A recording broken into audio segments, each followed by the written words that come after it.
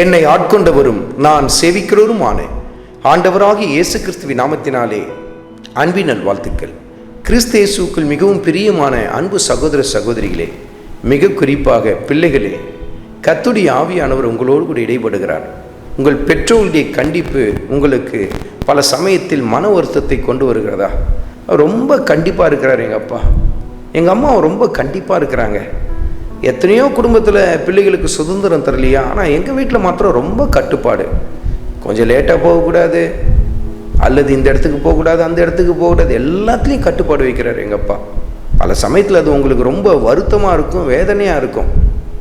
கர்த்தருடைய ஆவியானவர் அதை குறித்து எப்படி சுட்டி காட்டுகிறார் பாருங்கள். இன்னும் சில இடங்களில் பெற்றோர்கள் பிள்ளைகளை நன்றாய் தண்டிப்பார்கள், அடிப்பார்கள், பெரம்பினாலேயோ பெல்ட்னாலேயோ போட்டு அடிப்பாங்க. இதெல்லாம் பிள்ளைங்களுக்கு என்ன ஆகுனா, சே ஈவு இறக்கலாமல் போட்டு அடிக்கிறார் பார், இப்படியெல்லாம் சொல்லி நினைக்கிறவங்க உண்டு. ஆனால் கர்த்தருடைய ஆவியானவர் இதை குறித்து எப்படி எழுதி வைத்திருக்கிறார் பாருங்கள். எபிரேயருக்கு எழுதின நிருபத்தில் 12வது அதிகாரத்தில் 11வது வசனத்தில், எந்த சிச்சையும் தற்காலத்தில் சந்தோஷமாய் காணாமல் துக்கமாய் காணும், ஆகிலும் பிற்காலத்தில் அதில் பழகினவர்களுக்கு அது நீதியாகிய சமாதான பலனை தரும்.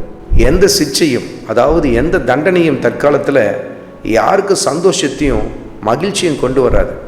அடி வாங்கும்போது எந்த பிள்ளையும் சந்தோஷமாக வாங்குறதில்ல. நான் தப்பு பண்ணேன், அதனால் எங்கள் அப்பா என்னை போட்டு அடிக்கிறார் அப்படின்றதுலாம் இருக்காது. அது கோபம்தான் அவங்களுக்குள்ளே ஏற்பட ஆரம்பிக்கும். ஆனால் அவங்க கண்டிக்கிறதுனால அந்த இடத்துல என்ன ஏற்படுகிறது? உங்கள் வாழ்க்கையில் அதை நீங்கள் ஏற்றுக்கொள்ள ஆரம்பிக்கும் பொழுது, இப்படிப்பட்ட கண்டிப்பான காரியங்கள் நிமித்தம் எத்தனை பாவங்கள், எத்தனை குற்ற செயல்களை விட்டு நீங்கள் விலகி வரீங்க இல்லையா?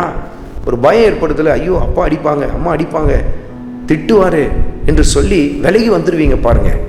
ஆனால் அந்த பயம் குறையும் போது தான் ஆகுதுன்னா துணிகரமான பல பாவத்துக்குள்ளே போக ஆரம்பிப்பீங்க.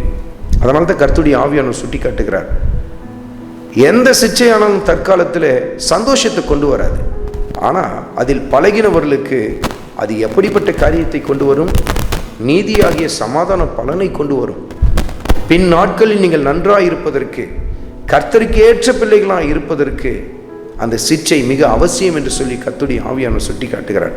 எத்தனை பேரை நம்ம பார்த்துருக்குறோம், அவங்க சொல்லுவாங்க இல்லையா, அன்றைக்கு என்னை எங்கள் அப்பா தண்டித்தார், என்னை கண்டித்தார், அதனால் நான் இந்த தப்பில் போய் விழலை, இந்த பாவத்தில் போய் நான் சிக்கிக்கொள்ளலை. சில பேர் ரொம்ப பெருமையாக பேசுவாங்க, என் தாய் தகப்பன் என்னை கண்டித்ததற்காக நான் கர்த்தருக்கு நன்றி சொல்கிறேன் அப்படின்னு சொல்லுவாங்க பாருங்கள்.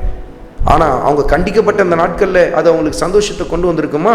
நிச்சயமாக இல்லை. அதே போல தான் அருமையான பிள்ளைகளே, இன்றைக்கு உங்கள் பெற்றோர்கள் உங்களை கண்டிக்கிறார்கள் சொன்னால் அதற்காக கர்த்தருக்கு நன்றி சொல்லுங்கள். ஆண்டவரே, நல்ல கண்டிப்புள்ள நல்ல பாசமுள்ள பெற்றோர்கள் எங்களுக்கு தந்திருக்கிறீங்க, அவங்க எங்கள் மேலே பாசம் வைத்திருக்கிறதுனால தான் எங்களை கண்டிக்கிறாங்க, தண்டிக்கிறாங்கன்றதை நினைத்து ஆண்டவருக்கு நன்றி சொல்ல ஆரம்பிங்க.